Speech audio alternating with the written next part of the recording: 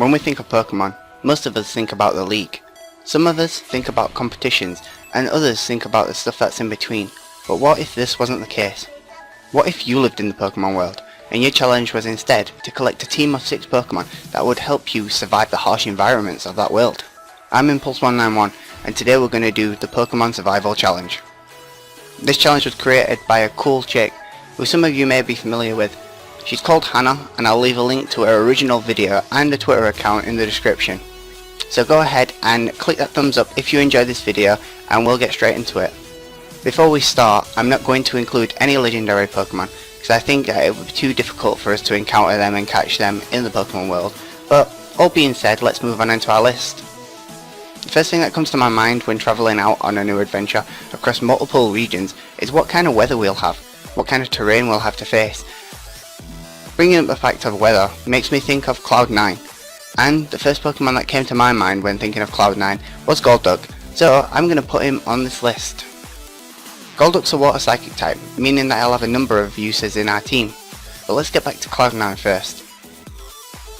I've never seen Cloud9 in the episodes, but since Golduck's a psychic type, I can kind of picture a sphere coming from it, some sort of a bubble that'd protect not only Golduck, but anybody or anything that's around it. So harsh winds, the sun beating down, rain, hail, sandstorms would all just deflect off of this bubble, and everything inside would be safe. As I've already stated, Golduck's a water psychic type, meaning that it'd be able to catch us fish and also provide a source of water, and also use its psychic abilities to lift and maneuver objects if need be, such as boulders and all that sort of stuff. Its Pokédex entry is interesting. It states, Golduck's the fastest swimmer among all Pokemon. It swims effortlessly, even in rough stormy seas.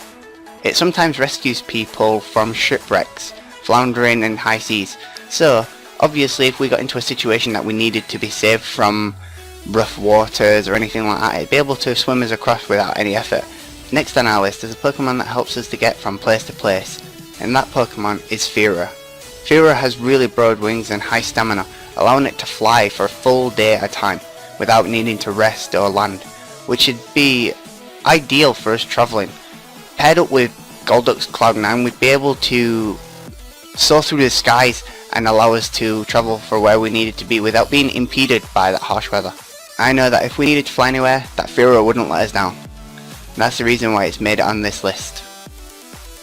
So we've covered the skies, and we've also covered the sea, but what if there's a place that we can't reach with our other 2 Pokemon, and we need to traverse on land? Well, our next Pokemon helps with that. Our next Pokemon is Rapidash. It's obviously a fire type, so it'll provide a great source of fire for cooking and keeping us warm.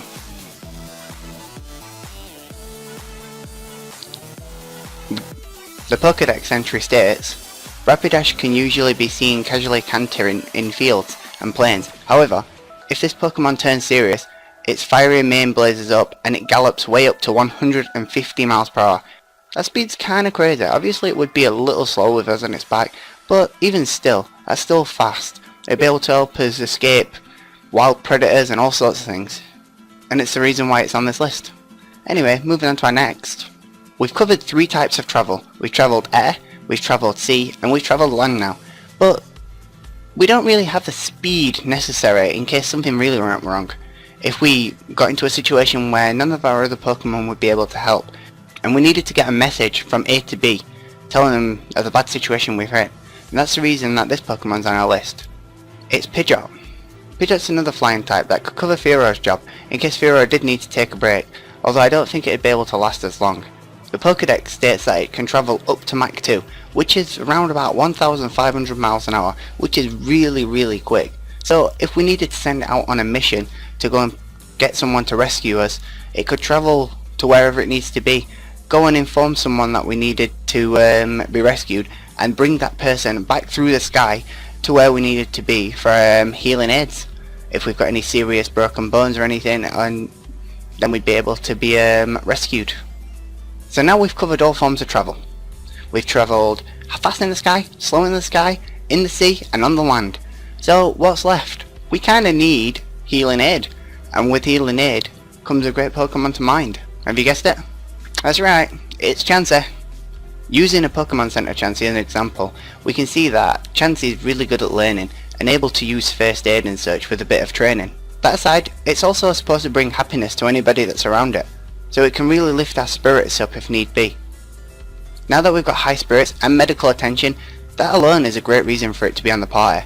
But on top of that, the Pokédex entry states this: Chansey lays several eggs in a day. Each one is rich with nutrients and extremely delicious. Even people that have lost their appetites can still eat these. So, even if we're in a bad situation, we know that we're getting all the nutrients and what we need, and we'll take a delicious snack for the rest of our party. What's not to want? 5 down, 1 to go. The reason that this Pokemon's on this list because it's kind of special. That Pokemon is Ditto. In the Pokemon world, and by that I mean the episodes, Ditto can reconstruct its entire cellular structure, so it'd be really handy in case one of my other Pokemon got injured. It could just transform into them at will and take over their role. Say that I was in a situation that I needed a tool. Ditto could transform into that tool, making a walking stick, a cast, anything, a stretcher, whatever I needed at the time, and it'd just be really convenient. So that is the reason why he's probably the most special one on the list. Anyway guys, that is my team, all 6, and you'll notice that they're all Kanto based, but that wasn't intentional, but that's how it turned out. If you want to make your own list, go ahead and drop it in the comment section below, or if you make a video or a post in some way, go ahead and make sure that you link it to me in some way, because I'd be curious to see what you add on your list.